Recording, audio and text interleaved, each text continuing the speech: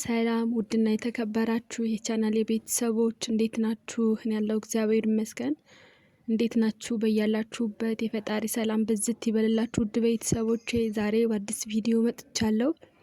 አዲስ ዩቲዩብን ላይክ፣ ሼር፣ ሰብስክራይብ በማድረግ ቪዲዮውን እስከ መጨረሻው በማየት አብራችሁን ቆዩ። ውድ ቤተሰቦቼ ውድና የተከበራችሁ የቻናሌ ቤተሰቦች እናንተ ላይክ ስታደርጉት ምንም አትከፍሉበትም፣ ለኔ ግን ይጠቅመኛልና በቅንነት ላይክ አድርጉት። ውድ ቤተሰቦቼ ሰብስክራይብም እያደረጋችሁት ቤተሰብ እንሁን። ዛሬ ወደ መጣሁበት ቪዲዮ እናልፋለን። ውድ ቤተሰቦቼ ዛሬ ይዤላችሁ የመጣሁት ቪዲዮ አስተማሪ ነው። እስከ መጨረሻው እዩት፣ አብራችሁን ቆዩ። ሁሉም የማመጣቸው ቪዲዮዎች በነገራችን ላይ ለእናንተ አስተማሪ ነው፣ አስተምሮን ያልፋልና በቅንነት ላይክ እያደረጋችሁ ቪዲዮን እስከ መጨረሻው በማየት አብራችሁን ቆዩ። ውድ ቤተሰቦቼ ውድና የተከበራችሁ የቻናሌ ቤተሰቦች ዛሬ ይዤላችሁ የመጣሁት ሁለት ነገር ነው። ሁለት በጣም ወሳኝ የሆኑ ሁለት ነገሮች ይዤላችሁ መጥቻለሁ። ወሳኝ ስላችሁ አንደኛው በጣም ይዋላ በቃ ብቻ በጣም የሆነ እኛን እንትን የሚል ነገር ነው። ቀለል አድርገን ባናየው ጥሩ ነው። ውድ ቤተሰቦቼ ሁላችንም ቀለል አድርገን ያየነው ነገር የሆነ በጣም ካጠቃን በኋላ ወይም በጣም በዛ ነገር ላይ ከተራመድን በኋላ ነው ከባድነቱ የሚታየን። ራሳችን ጥንቃቄ የምናደርገው ነገር ለራሳችን የምንወስደው ለራሳችን የምናደርገው ነገር በጣም የወረደ ነውና ውድ ቤተሰቦቼ እባካችሁ ብዙ ነገር ራሳችሁን ጠብቁ። ከብዙ ነገር ራሳችሁን ጠብቁ። እንግዲህ ዛሬው ይዤ ወደ መጣሁት ቪዲዮ አልፋለሁ። ውድ ቤተሰቦቼ በቅንነት ሰብስክራይብ እያደረጋችሁ አብራችሁን ቆዩ። ቤተሰብ እንሁን።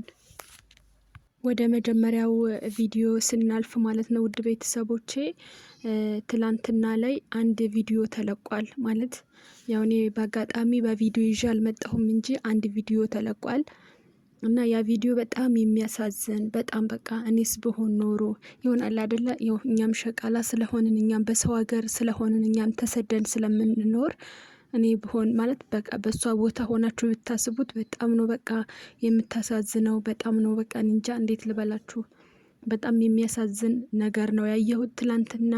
ምንድነው ካላችሁኝ ደግሞ አንድ ማዳሞቹ ማለት እኔ ብዙ ጊዜ እላችኋለሁ ራሳችሁን ጠብቁ፣ ራሳችሁን ተንከባከቡ፣ የማትችሉትን ነገር አታድርጉ እላለሁ ብዙ ጊዜ እግዚአብሔር ካዳመጣችሁኝ። ምክንያቱም እኛ የሆነ ነገር ከሆንን አንድ ቀን መታገስ አይፈልጉም። አንድ ቀን ስራ እንትን እንዲልባቸው እንዲጓደልባቸው አይፈልጉም።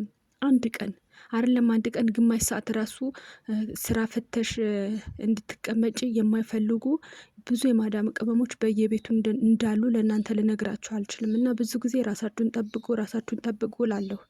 ያው እኔን የምታውቁኝ ታውቃላችሁ እንደምልና ምንድነው የሆነችው ትላንትና የሰማሁት እንትን ቪዲዮ ያየሁት ማለት ነው። አንዲት የማዳም ቅመም ያው እንደኛ እንግዲህ እቅድ ኖሯት አላማ ኖሯት ወደ ሰው ሀገር ተሰዳ ትሰራለች። ግን ተሰዳ ብዙም ሳትቆይ ትታመማለች እና ታማ በጣም ትደካክማለች ማለት ነው። እዛው ማዳሟ ጋር ስትደካክም ከዛ ማዳሟ ደግሞ ምንድነው ያደረገችው?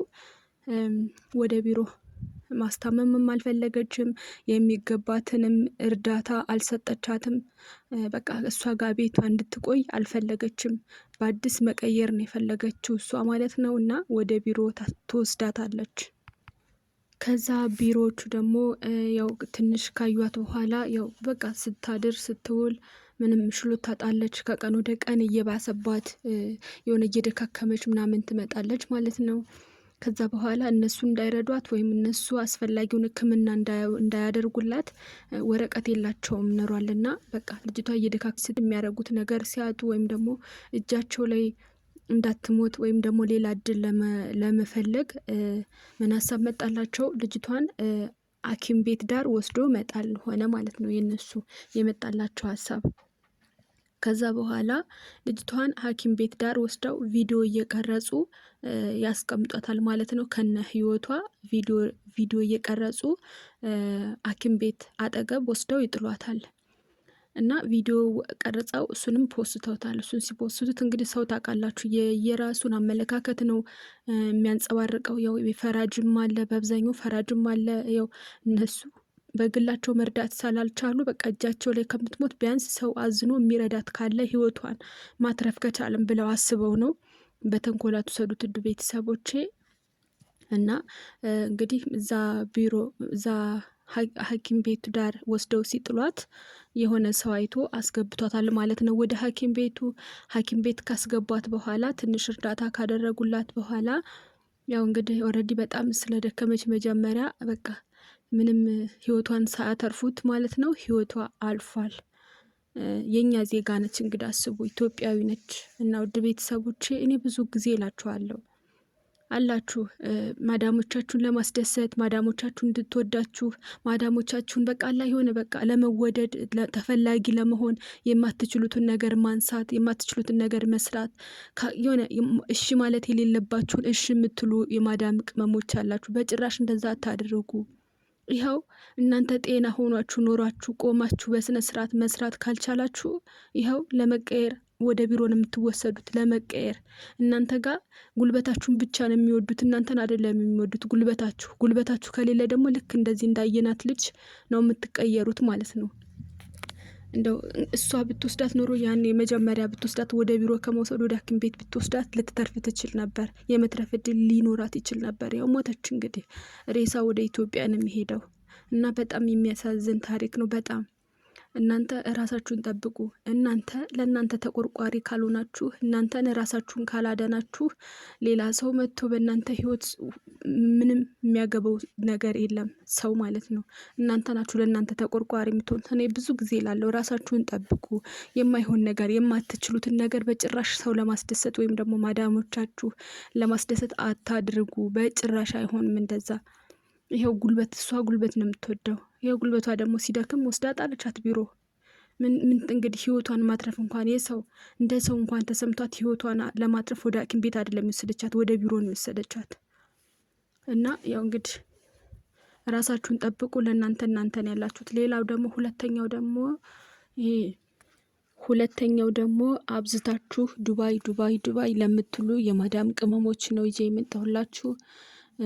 ዱባይ የምትሉ በጣም አብዝታችሁ በጣም ብዙ የማዳም ቅመሞች አላችሁ በየሀገሩ ያላችሁ ሳትፈልጉ መጥቶላችሁ ወደ ተለያዩ ሀገሮች ያላችሁ እና ደግሞ እንደገና ወደ ዱባይ የምትሄዱ በጣም ብዙ የማዳም ቅመሞች አላችሁ። እና እናንተ የማዳም ቅመሞች በጣም በቃ ከመጠን በላይ ነው ዱባይ የምትሉት።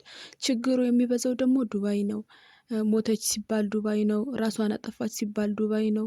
ተደፈረች ሲባል ዱባይ ነው። ሁሉ ነገር ዱባይ። ችግሩ በጣም በዝቷል ዱባይ ማለት ነው። እና ለምንድን ነው ዱባይ የምትሉት አብዝታችሁ? ለምንድን ነው ዱባይ? ምንድን ነው ያለው የተለየ ነገር? ምን የተለየ ነገር አለ ማለት? ከዱባይ ውጭ ሌላ የተሻለ ሀገር የለም? ሌላ የተሻለ ክፍያ ያለው ሌላ ሀገር የለም? ለምንድን ነው ሌላ ሀገር የማትሄዱት? ለምንድን ነው ሌላ ሀገር የማትሉት? ለምንድን ነው ራሳችሁን ወደ ችግር ውስጥ የምትከቱት? ዱባይ ምን የተለየ ነገር አለ? ምን? በነገራችን ላይ በደሞዙ ከሆነ በጣም በትንሽ ነው የሚለያየው። በጣም በ5,000 ብር በ10,000 ብር በቃ በልዩነቱ ብዙ አይደለም። በህጋዊ መንገድ በሄዳችሁበት ሀገር ህጋዊ ሆናችሁ ስትሰሩና አላችሁበት ሀገር ህጋዊ ሆናችሁ ስትሰሩ ብዙም ልዩነት የለውም። የራሳቸው ተመን ስላላቸው ርቀቱ በጣም የተለያየ አይደለም። እና ወደ ቤተሰቦች ዱባይ በጣም ብዙ ችግር አለ። በጣም ብዙ የተለያዩ ሀገሮች አሉ። ለምን ዱባይ ትላላችሁ? ለምን ራሳችሁን እየወሰዳችሁ ችግር ውስጥ ትከታላችሁ? እባካችሁ ብዙ አማራጭ ሀገሮች አሉ። እነሱን ተመልከቷቸው። ራሳችሁን ወደ ችግር ውስጥ አትክተቱ። ምንም የተለየ ነገር ዱባይ የለም። ይልቁንስ ችግር በዝቷል እዛ። በጣም የተለያየ ችግር እየደረሰ ነው። ዱባይ ላይ በጣም ብዙ ችግር አለና በቃ ዱባይ አትበሉ። በተለየ መንገድ በጣም ተስፋፍቷል። ስራ የለም። የማዳም ቅመሞች እንዳለ ኢጃዛ ቤት ታፍነው ስራ የለም። በቃ ባጭሩ ስራ የለም እዛ። እና ዱባይ አትበሉ አብዝታችሁ። ብዙ የተለያዩ አሉ። ብዙ የተሻለ ክፍያ ያላቸው ሀገሮች አሉ። ወደዛ ሄዱ። እዛ እየሄዳችሁ በስራ አጥነት እንደገና አላማችሁን እንትን ብላችሁ እዛ ቢሮ ውስጥ ለመታሸግ እንትን አትበሉና ይሄንን ለማለት ነው እንግዲህ የመጣሁት ውድ ቤተሰቦች። እኔም እናንተም ፈጣሪ አምላክ ወጥቶ ከመቅረት ይጠብቀን። ሀሳባችን አሳክተን ወደ ሀገራችን እንዲመልሰን ያብቃን። የዛሬው ቪዲዮ ይሄንን ይመስል ነበረ። በያላችሁበት ሰላማችሁ